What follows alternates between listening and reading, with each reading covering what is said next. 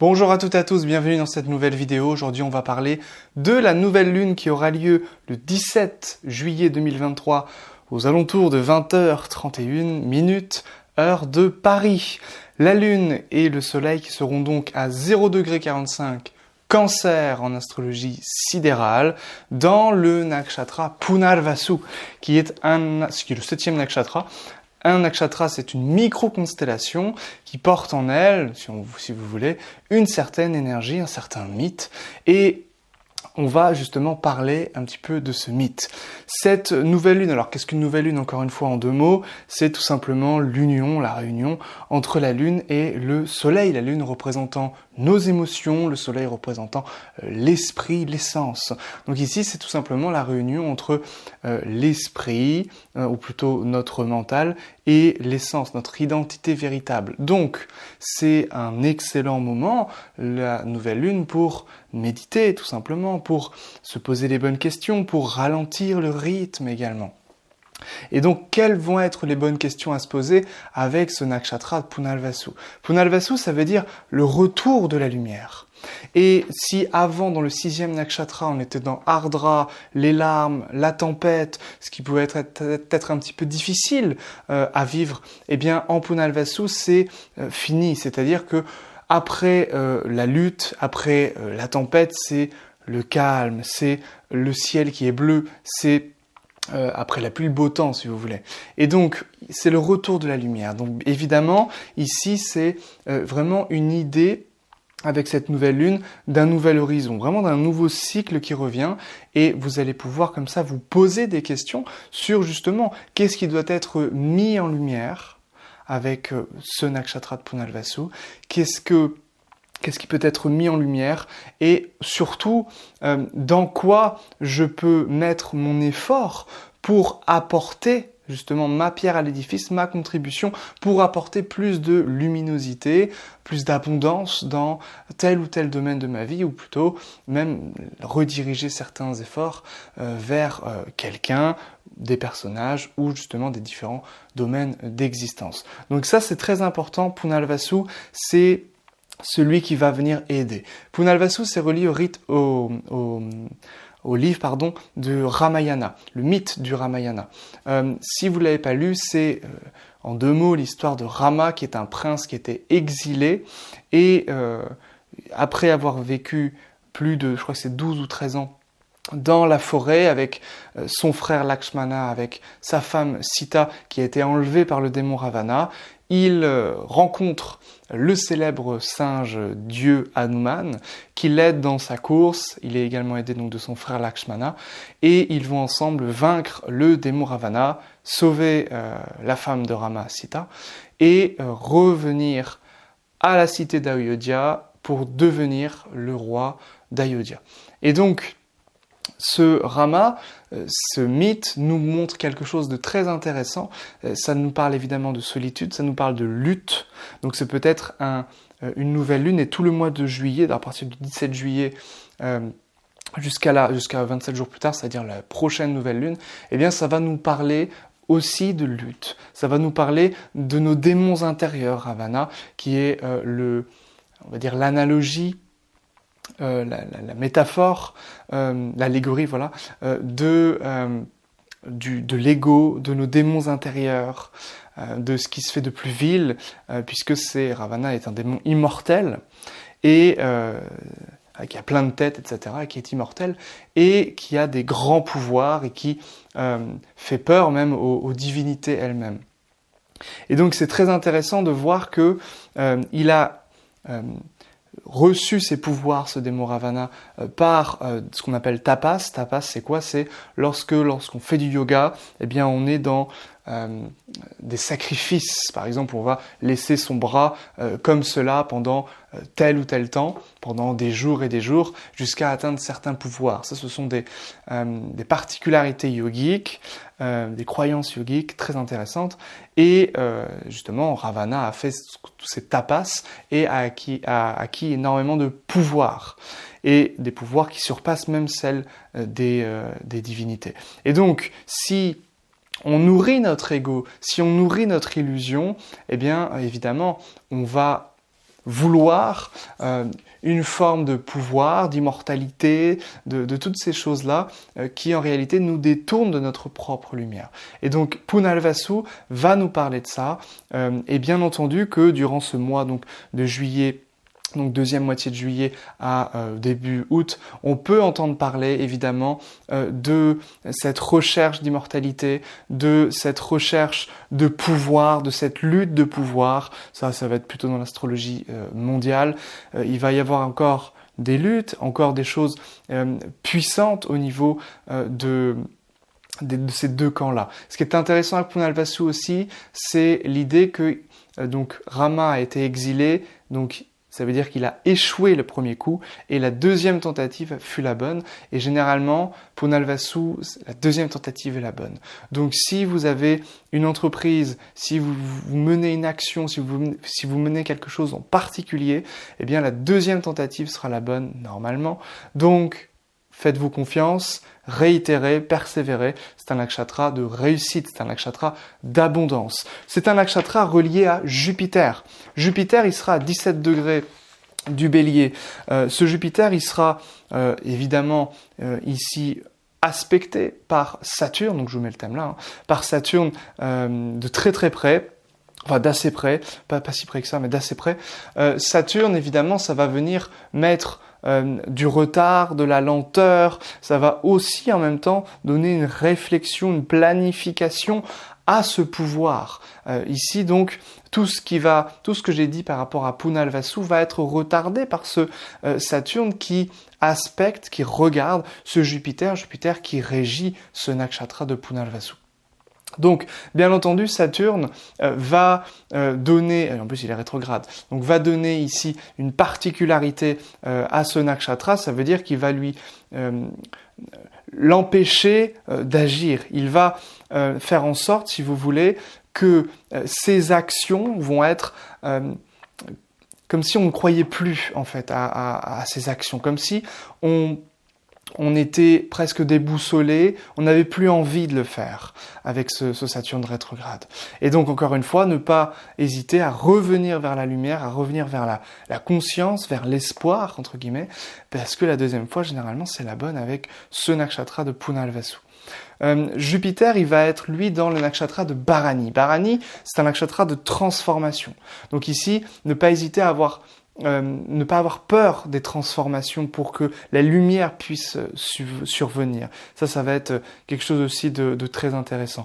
La nouvelle lune, c'est un nouveau cycle. Le nouveau cycle, c'est dans Punalvasu. Punalvasu, c'est relié aux flèches et à la cible, donc à vos objectifs.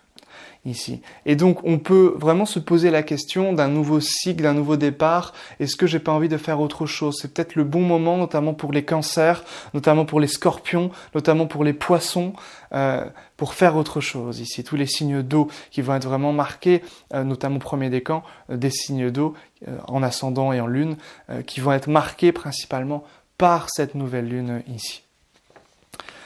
Donc voilà des petites choses. Alors on peut faire un petit tour d'horizon en fonction des signes.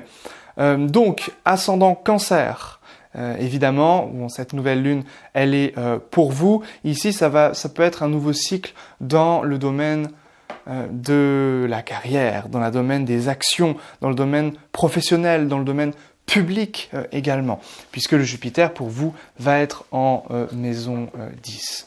Pour les lions, ce peut être un nouveau cycle dans tout le domaine relatif, ou même la fin d'un cycle pour vous-même, dans le domaine relié aux professeurs, aux hautes études en fonction du contexte, éventuellement relié au père aussi.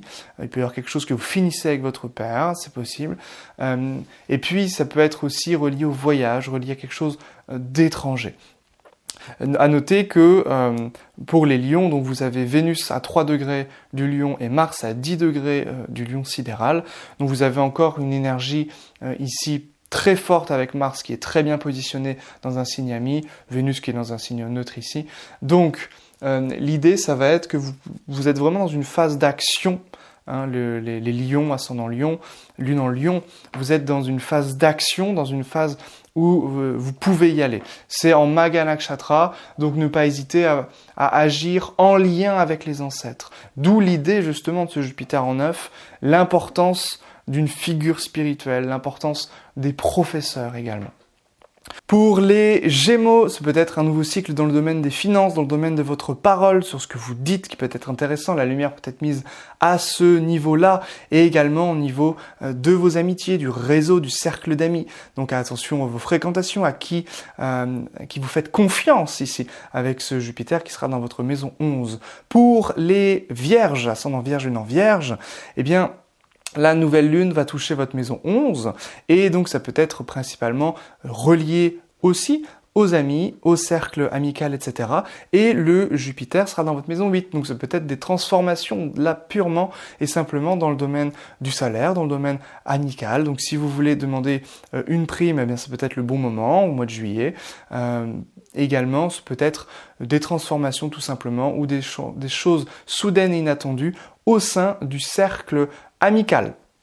Balance, ici, donc la nouvelle lune tombe sur votre maison 10, ça peut mettre l'accent, la lumière ici, vous se posez les bonnes questions sur le domaine de vos actions, de vos entreprises, de la vie publique, de votre réputation et également de votre carrière. Le Jupiter sera en maison 7, ça peut être ici très favorable par rapport au partenariat professionnel ici et également éventuellement, mais un petit peu moins quand même au niveau du couple. Mais ici, ça va surtout nous parler des partenariats professionnels, des collaborations, de l'entente avec vos partenaires, vos collègues également.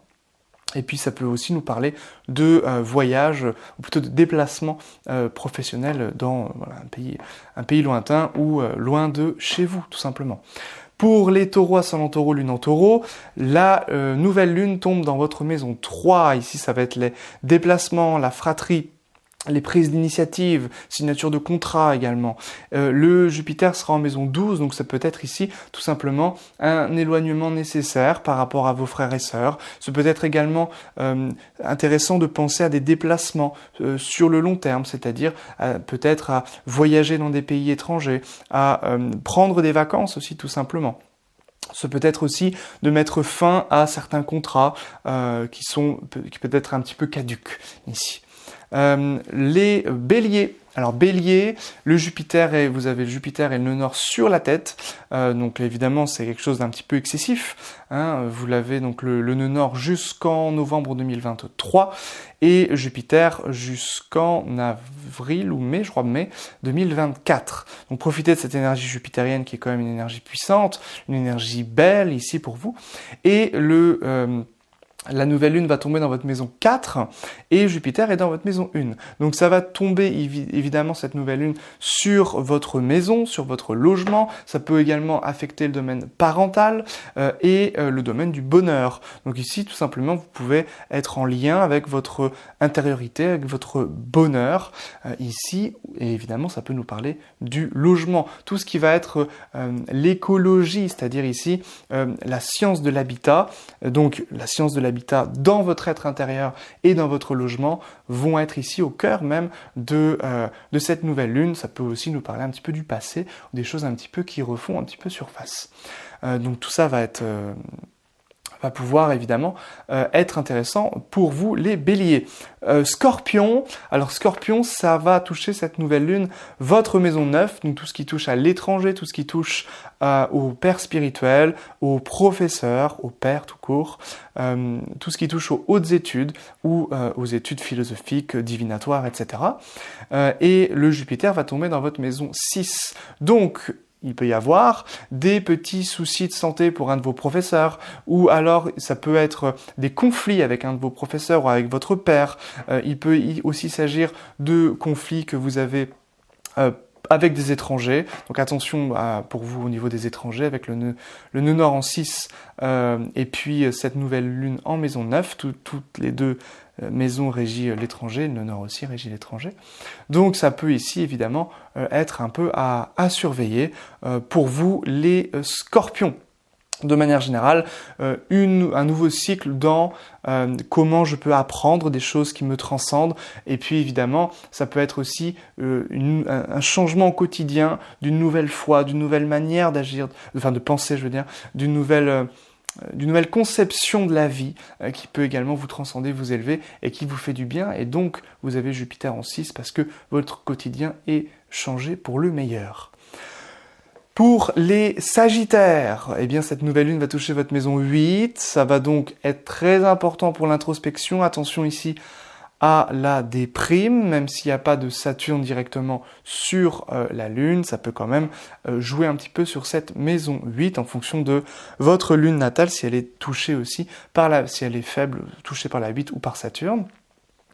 Mais de manière générale, ça peut être un petit peu bouleversant au niveau intérieur, au niveau émotionnel, au niveau sentimental éventuellement, mais le Jupiter il sera en maison 5, donc ça peut aussi jouer sur l'importance de l'enfant. L'enfant peut avoir quelque chose de soudain inattendu, ou tout simplement un enfant peut vous donner des émotions intenses, tout simplement.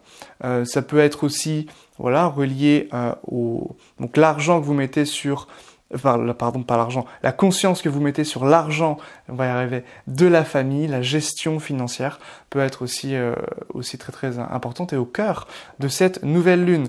Poisson, cette nouvelle lune justement va toucher aussi la maison 5, donc les enfants, la créativité, tout ce qui va toucher cette maison 5 ici, la maison de la répétition, donc de l'apprentissage, peut-être un nouvel apprentissage qui peut être intéressant, et cet apprentissage peut vous faire gagner de l'argent, Jupiter est en maison 2. Donc ici, ça va vraiment mettre l'accent sur le renouveau pour vous, les poissons. C'est pour ça que je disais que c'était très bien ici, tout à l'heure, poisson, cancer, scorpion, renouveau pour les poissons, et puis ce qui peut découler sur un gain financier ici. Le Capricorne, donc cette nouvelle lune tombe dans votre maison 7, ça peut évidemment nous parler de relations sentimentales ou de partenariat, et le Jupiter est dans la 4, donc ici ça va renforcer votre bonheur. Donc les relations sont en lien avec le bonheur, les relations peuvent être également en lien avec le logement, donc vous pouvez à un moment donné, évidemment si votre thème le permet, vivre en couple avec quelqu'un, vivre ensemble avec votre conjoint ici. Et puis Verseau, vous avez Saturne donc sur la tête, deuxième décan ici, à 12 degrés 19 sidéral, donc dans le nakshatra Shatabhishak. Et ce Verseau, donc, ça vous donne une santé robuste, mais attention parce que Saturne est rétrograde, encore une fois. Mais surtout, cette nouvelle lune tombe dans votre maison 6. Donc ici, la santé va être un petit peu à surveiller un petit peu quand même pour vous. Les Verseaux, ascendant Verseau surtout, et lune en Verseau également. Et puis Jupiter tombe dans votre maison 3, donc ici ça peut être l'importance d'agir pour combattre les ennemis, pour surpasser les obstacles, pour aussi combattre la maladie, si jamais vous avez un petit problème de santé en fonction de votre contexte également. Donc voilà un petit peu ce que j'avais à vous dire, petit tour d'horizon sur cette nouvelle lune et sur ces différentes constellations du zodiaque. Si vous désirez aller beaucoup plus loin en astrologie, n'hésitez pas à rejoindre le canal privé Telegram. Vous recevrez des petits podcasts pour apprendre tout simplement l'astrologie pour aller plus loin. On est en train en ce moment de travailler sur les 4 tempéraments, sur également comment les comprendre, les distinguer, et puis pour mieux décrire en fait le natif en cours de consultation. Voilà, donc si ça vous intéresse, on est déjà 300. Si ça vous intéresse, n'hésitez pas à rejoindre le canal Telegram, c'est gratuit. Et vous aurez un petit peu plus de contenu privé cette fois-ci. Merci à vous, et puis à très bientôt pour une prochaine vidéo. Bye bye.